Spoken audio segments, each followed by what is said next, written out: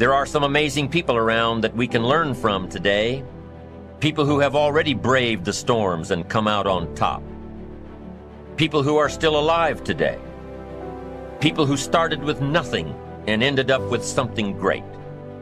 Famous people, not so famous people. Maybe even people you know, but don't know their stories. People who had an early vision and ambition.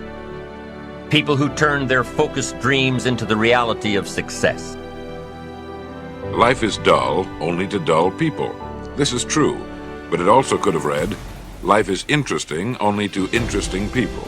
Or life is successful only to successful people. And what I'm trying to say is that you must first become, mentally, from an attitude standpoint, that which you wish to achieve. A famous restaurateur was being interviewed by a reporter who asked, "When did you become successful?" He replied, "I was successful when I was sleeping on park benches because I knew what I wanted to do and that I would do it." In short, his attitude had been one of success, of expecting success long before the material, the tangible rewards of success had been earned. But for now, remember that a person must act, look, and because of these things, feel successful before the success he seeks can come. We must learn from personal experience.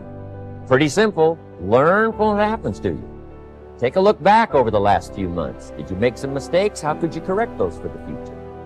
Take a look back over the last year. Have you done it right or done it wrong? Let's correct it for the next year. Don't drown in a sea of your own negativity when you can float on the ocean of life. You are meant to be a wonderful, loving expression of life. Life is waiting for you to open up to it, to feel worthy of the good it holds for you. The wisdom and intelligence of the universe is yours to use. Life is here to support you.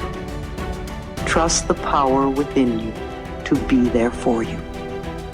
The moment you start feeling abundant and worthy, you are generating wealth. The moment you're empowered and feel it, you're beginning to step towards your success. The moment you start feeling whole, your healing begins. And when you love yourself and you love all of life, you'll create an equal. And now you're causing an effect.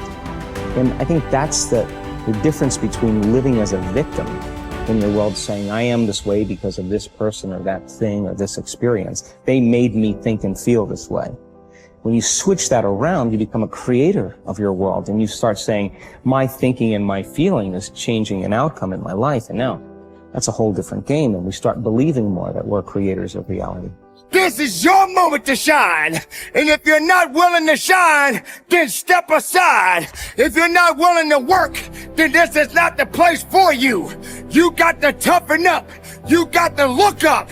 You got to build up. If you want it, this is the time to go get it. But you got to work for it.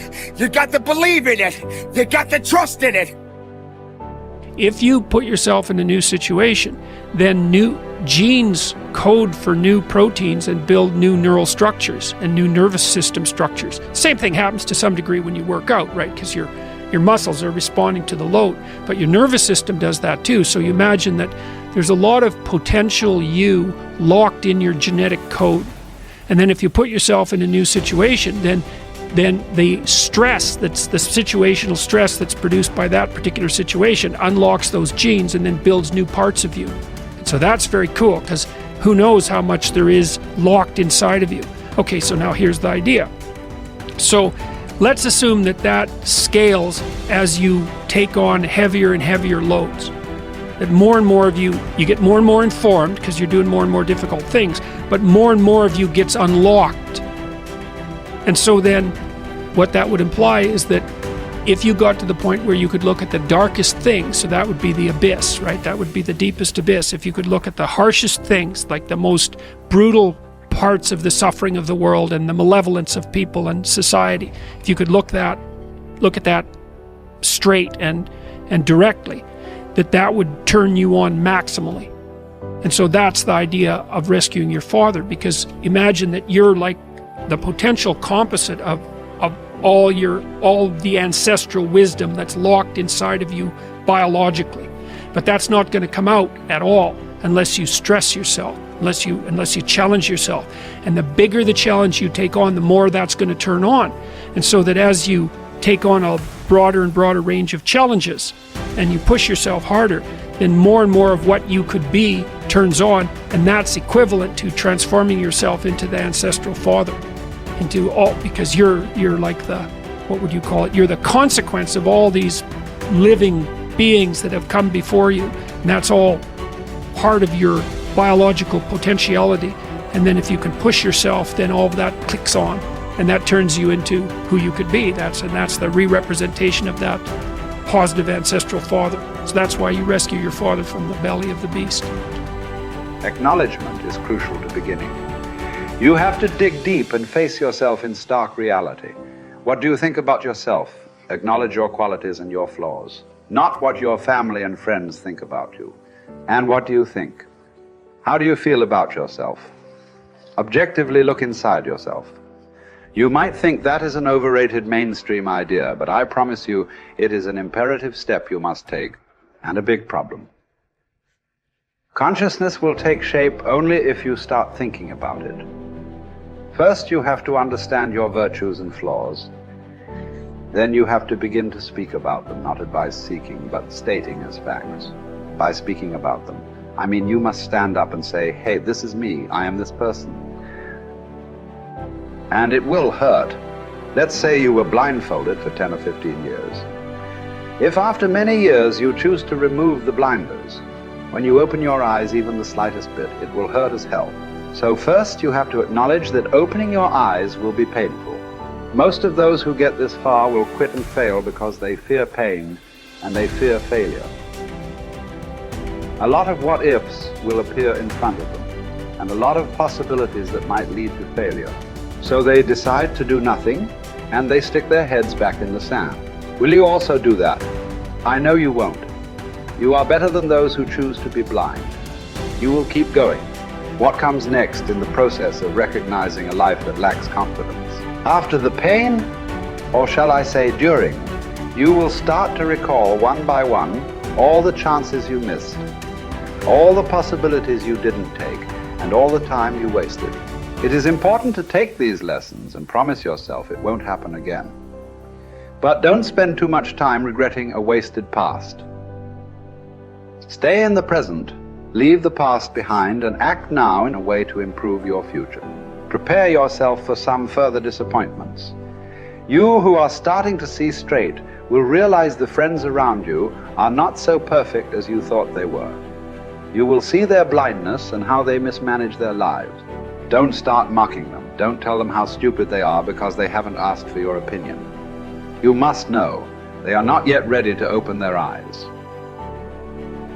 This process has to start from within. You don't achieve worthwhile goals quickly or easily. They take time. They take struggle. They take relentless pursuit day in and day out. That's what it takes. But also, things don't usually fall apart quickly either. At least at first, it's a slow process. A little slip here, a little setback over there, a little wearing down of discipline and will over time. That's the thing. Success and failure are generally slow processes, either slowly building things up or gradually tearing them down. And that's why I say you've got to pay attention. You have to watch. You have to watch every single second, because those seconds, they turn into minutes, and minutes turn into hours, and hours turn into days, and days turn into years. And so that second that just went by, that counted. And so did that second. And so did that one. And in those precious seconds, you were either building or you were decaying. You were either gaining ground or you are losing ground